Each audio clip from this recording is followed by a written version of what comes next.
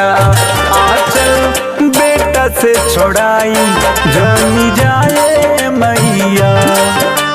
चल जाई बूटा के कहल जाई माई जानी जाए मैया आंचल बेटा से छोड़ाई जानी जाए मैया।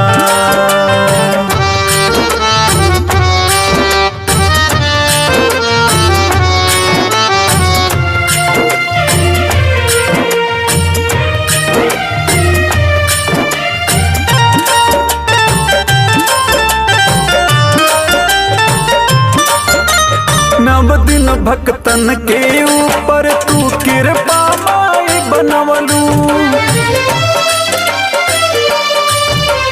ममता दुलार दे के माई के नाता तू निभावलू।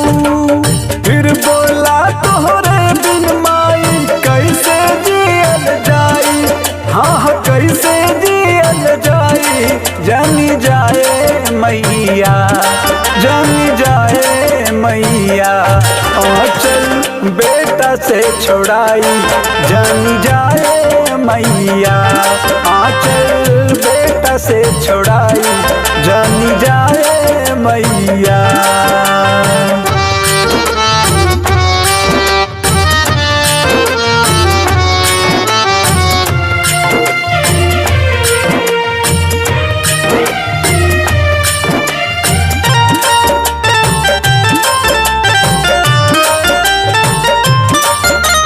रातों दिन समैया तोहरे सावन में बीतवनी,